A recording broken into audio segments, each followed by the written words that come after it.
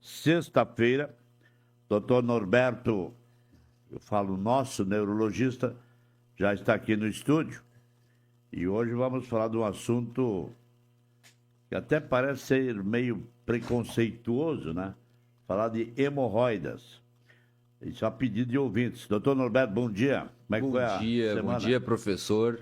Bom, essa semana eu trabalhei por um dobro, né? E justamente porque na semana passada a gente se ausentou alguns dias, estando em um curso de formação, num congresso internacional, tivemos a oportunidade também de ministrar algumas aulas com os colegas e compartilhar um pouco da nossa experiência aqui no interior do estado, né? Sim. E aí, nessa semana, professor, a gente teve que recuperar todos aqueles doentes que usualmente nos precisavam da nossa ajuda, além dos doentes dessa semana. Então, semana em trabalho dobrado, mas para a gente é sempre um prazer poder ajudar as pessoas, então trabalho já em um turno um pouco mais estendido e os problemas cada vez mais complexos, e a gente faz questão, a gente estudou para isso, é resolver problemas mesmo, o nosso talento, né? Eu sinto que o senhor tem uma dedicação especial para Muito obrigado. seus pacientes, a gente sente isso, né? Tanto assim que vem todas as sextas-feiras aqui, quando está na cidade, né? Para vir falar sobre os mais diversos, variados assuntos Perfeito. da área da saúde, da medicina, enfim. Isso realmente lhe enobrece muito mais. Enquanto Deus nos ajudar e a saúde nos permitir, a gente vai fazer isso. Eu sou jovem ainda, acredito que bastante tempo. Estou com 33 anos, então espero que bastantes anos pela frente.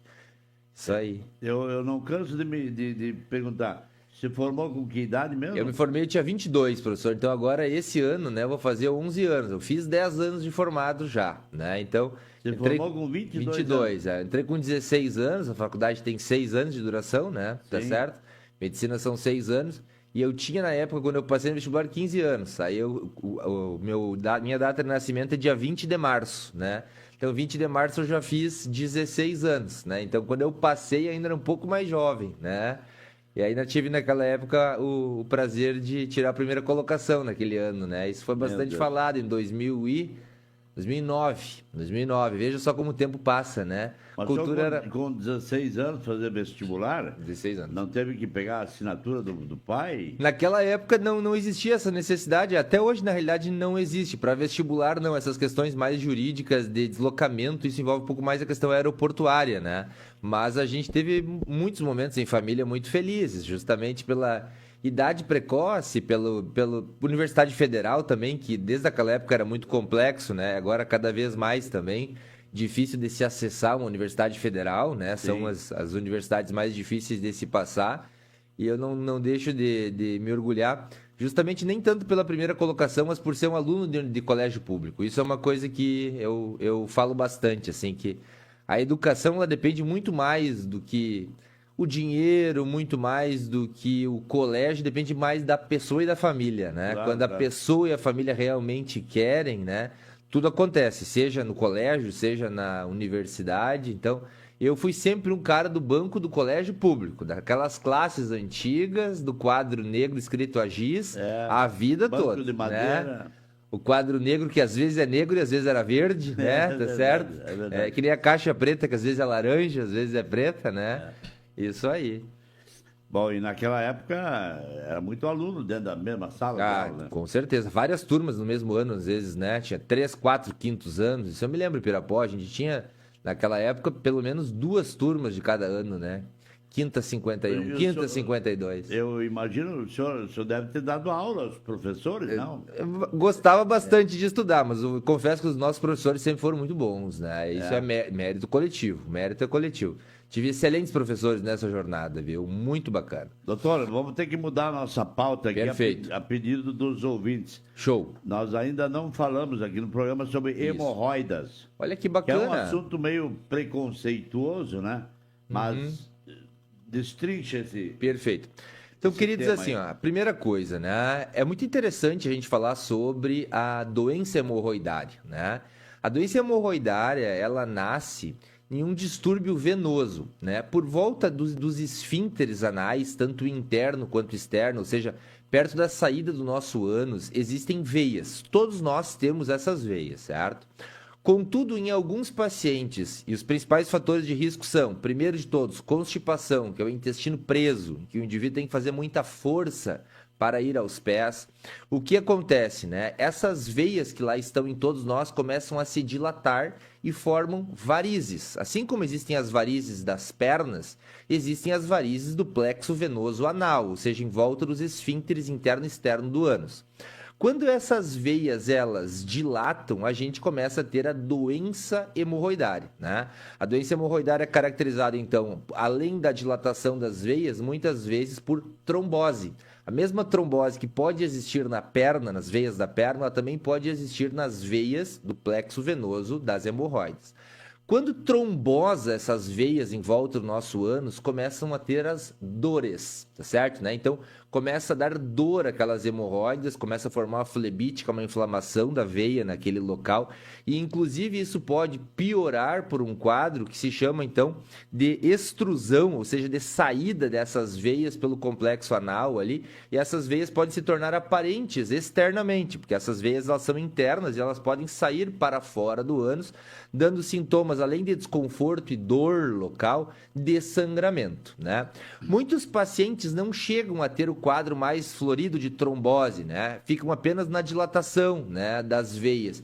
E esses pacientes, cada vez que existe uma evacuação e limpam o ânus, então, com o papel higiênico, pode ter um sintoma local de sangramento leve. Então, limpa o papel e vê restos, resquícios de sangue vivo, sangue vermelho, sangue de cor realmente vermelha, né, no papel. Então, fica a dica, aqueles pacientes que são constipados, de novo, o principal fator de risco para doença hemorroidária é a constipação crônica, ou seja, a dificuldade de evacuar, dificuldade de ir aos pés, né? Justamente porque aí fica muita estagnação fecal, a pressão dentro da barriga aumenta, a força que os indivíduos têm que fazer para tentar evacuar é tremenda. Então, todos aqueles pacientes que possuem dificuldades, primeiro, o que é constipação, né? A constipação é aquela dificuldade que o paciente estende por mais de 2 dias, ou seja, 3 dias ou mais, né? Então, até 2 dias é normal, mas 3 dias ou mais de dificuldade e não conseguem ir aos pés por 72 horas. Então, a gente tem que saber esse prazo justamente porque aí a gente precisa tratar, né? Até 2 dias sem evacuar se é entendido como normal. Agora, quando ultrapassa 72 horas sem conseguir, né, excretar essas fezes que lá se acumulam no intestino, a gente precisa tomar uma atitude. Seja ela por estilo de vida, seja ela medicamentosamente, mas a gente precisa ir ao médico para ter uma avaliação correta. Porque senão a gente começa a colher consequências. E eu vou citar algumas consequências. O senhor já trouxe uma aqui muito importante, que é a doença hemorroidária, certo? Né? Segunda consequência muito importante, a formação daqueles divertículos, que são aquelas bolsas no intestino, e consequentemente muitas vezes inflamam e dá o que se chama de diverticulite, que pode ser fatal, né? Que é uma infecção grave da barriga, das bolsas que se formam no intestino por fraqueza, né, dessas paredes musculares intestinais e pode levar os pacientes a óbito, a infecção generalizada. Então, lembrar, gente, que ter o intestino preso não é algo simples como, por exemplo, o envelhecimento. Não, vem junto com o envelhecimento. Pelo contrário, né? Intestino preso é doença, constipação tem um código patológico de doença e a gente precisa tratar, porque ela é um fator de risco bem importante para sérias consequências que vêm depois. O mesmo me refiro à obesidade, professor. A obesidade, que é, ou seja, o sobrepeso, o excesso de massa gordurosa corporal, inclusive em estágios mórbidos, né, é um potente fator de risco para constipação e um potente fator de risco para a doença hemorroidária que o senhor trouxe aqui. Imagine aqui pessoas que antes pesavam 60 quilos, agora com 100 quilos, com um acúmulo de mais de 40 quilos de gordura, de massa gordurosa, é claro que existe uma pressão alta dentro da barriga. A barriga cresce, a barriga fica presa ali, tá certo? Cheia de gordura, pressionando esse plexo venoso hemorroidário, esse intestino também, que não consegue mais funcionar direito e ter a sua dinâmica funcional. Então, é logicamente que a gente vai ter um prejuízo importante. E é justamente pensando nisso que o exercício físico é um fator de proteção. A água é um fator de proteção, porque A água lubrifica o intestino e favorece a saída das fezes e também melhora a saúde do plexo venoso hemorroidário. A mesma coisa o exercício físico, movimenta o intestino junto com os movimentos corporais e, consequentemente, ajuda na saída das fezes e ajuda na circulação sanguínea do plexo venoso hemorroidário. Então, a gente tem que saber isso bem claramente, porque as pessoas ainda têm uma cultura de que exercício é para quem precisa, para alguma competição, né? E que obesidade não é uma doença e que intestino preso é só uma característica que eu nasci com. Isso não é uma verdade. Eu tenho que tratar intestino preso, eu tenho que tratar a obesidade e eu tenho que tratar o sedentarismo. Todas essas são situações que merecem a máxima atenção. Primeiro é fazer o exame completo do Sem intestino. dúvida. Então, assim, por onde começa a avaliação da doença hemorroidária, né? O paciente que tem dor ao evacuar, o paciente que tem alguma bolinha ou sente algo sair do ânus, o paciente que tem sangue no papel higiênico, ele precisa ir ao médico, certo? O médico vai fazer uma avaliação externa do esfíncter anal e uma avaliação interna das veias por onde começa a doença, tá? Se existe, porventura, uma trombose dessas veias, precisa ser tratada essa trombose local com medicações, com banho de assento, com tentativa de redução, ou seja, de reintrodução dessa massa venosa que sai por vezes para fora do ânus e recolocar ela no local, né? E em casos mais severos, professor, usualmente de trombose ou de doença hemorroidária grau avançado 3 e 4, precisa se fazer um tratamento cirúrgico. Então, essas doenças elas são classificadas em gravidade, logicamente, certo? Né? Então, os casos mais graves, eles precisam de intervenção cirúrgica. Os casos mais leves exigem modificação do estilo de vida, tratamento da constipação, uso de medicações venotônicas para que essas veias, lembrando, as hemorroidas são veias, gente, né? Veias por fora e por dentro dos esfíncteres que circulam ali e aquecem aquela região ali, né? Além de levar e trazer oxigênio para a região do ânus. Então, a depender da gravidade da doença hemorroidária, casos leves é somente auxílio na dieta, na constipação. Casos moderados, uso de medicações venotônicas e casos avançados, tratamento cirúrgico. Então, a gente tem que ter isso bem claro, principalmente para que uma doença grau 1 não se torne grau 4, né? Que lá no grau 1, a gente já preste atenção e já busque auxílio, né? Para que não se transforme em 2, em 3, em 4 e a gente simplesmente assista a doença avançar sem o tratamento correto de acordo com a fase da doença. Laxante, resolve? Doutor, laxante resolve? Essa é uma pergunta direta no consultório para mim, né? Laxante resolve? Depende o laxante, né? Porque existem hoje laxantes irritativos que não são indicados para pacientes de maneira comum. Por exemplo, se usou muito tempo e por muitos anos, né? Medicações laxativas graves, como é o caso, por exemplo, assim, Almeida Prado. Tá certo? Né? O Almeida Prado é uma medicação antiga aí, né? Quem sabe remonta a mais de 30 anos de mercado. E o que ele faz no intestino, professor? Ele chega lá no intestino e ele irrita o intestino, né? Ele faz uma espécie de choque no intestino, elétrica ali, tá certo? E química, e faz esse intestino trabalhar por um excesso de estimulação. Acontece que em poucos dias ele perde o efeito e o paciente que antes tomava 1, precisa 2, depois 4, depois 8. Então não é uma boa alternativa a longo prazo. Qual é o correto dos laxativos? Existem laxativos que fazem bem e outros laxativos que perdem o efeito ao longo do tempo que não são aconselháveis. A gente, inicialmente, o melhor laxativo, quem está nos ouvindo em casa, no trânsito, no YouTube, em qualquer lugar. Gente, o melhor laxativo se chama H2O, água. Água. Esse é o maior laxativo. 3 litros de água por dia é o melhor laxativo e o que não tem efeitos colaterais e que faz toda a diferença. Quem já toma água em abundância, o segundo melhor laxativo é caminhadas, 45 minutos todos os dias. É o segundo melhor laxativo e que também não tem efeitos colaterais intestinais, tá certo? Aqueles pacientes que têm junta boa do joelho, do tornozelo, do quadril, por favor, caminhem, tá? Isso faz toda a diferença. Passando por esses 2 primeiros, a gente tem outros laxativos, principalmente osmóticos e lubrificantes fecais, que não têm efeito colateral grave, como é o caso do óleo mineral, que é um bom laxativo, em pessoas que não têm a situação de estar acamada, porque quem está acamado não pode usar ele pelo risco de vômito, né? E os laxantes do tipo Lactulose. Lactulose é um laxante que chega no intestino e por uma espécie osmótica ele consegue lubrificar o intestino e carregar com ele água, e essa água ajuda a lubrificar as fezes, tá certo? Rapilax. Esse é um nome, professor, tá certo? É comercial. Essa não é uma medicação, não é o nome de um sal, mas ele pode ser usado, tá certo? Com parcimônia, né? Esse não é um laxativo grave, não é um laxativo prejudicial, mas ele precisa ser usado com parcimônia, por quê? Porque ele também tem um certo grau de irritabilidade da parede intestinal. Então, gente, vamos por ordem pra gente não pular etapas, tá certo? Então, água mais exercício físico. Água mais exercício físico. Passou essa fase, continua com a água, com o exercício físico, e vamos dar preferência para quê? Para laxantes lubrificantes fecais, como é o óleo mineral, ou laxantes que têm um poder osmótico, como a lactulose, tá?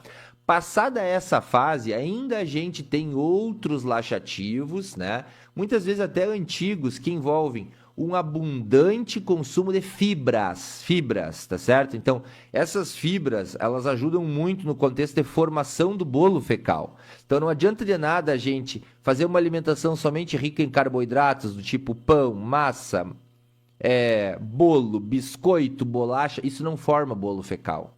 O bolo fecal precisa fibra.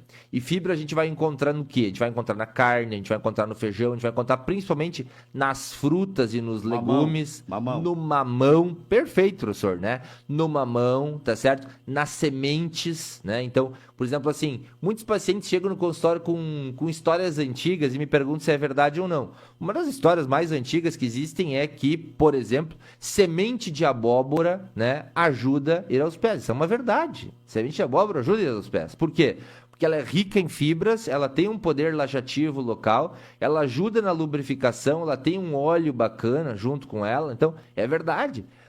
E aí, outras coisas, logicamente, que aí vai muito mais de crendices, não tem poder de veracidade. Agora, essa história do mamão e da semente de mamão e da fruta do mamão, isso é ótimo, excelente, tá? Por quê? Tem fibras, tem uma gordura boa que lubrifica as fezes, ajuda na peristalse, ou seja, no fluxo intestinal, excelente. Semente também? Semente de mamão? Semente também, tá certo? E a semente do mamão ainda ela tem um outro poder bacana, que ela é rica em vitamina C e ajuda na prevenção de gripe, né? Ou seja, ajuda na imunidade. Então, a semente do mamão pode ser consumida. Quem está nos ouvindo aqui, eu vejo que eu sou um cara que sempre que como mamão, como com a semente, tá certo, né? Eu vejo que muita gente despreza a semente aí muito mais pela questão de palatabilidade, ou seja, do gosto, mas pode ser consumida. Ajuda no poder antigripal também e anti-infeccioso no todo. Então, lembrar, gente, que a gente tem que tentar. De novo, estamos no ano de 2026 e eu ainda às vezes me pego, professor, no consultório, né? Principalmente com pessoas um pouco mais antigas, né? Vivendo um contexto, infelizmente, de uma medicina dos anos 50, assim, uma medicina pós-guerra, em que parece que a gente só tem que ir ao médico se a gente está morrendo ou está num contexto catártico, assim, tá certo, né?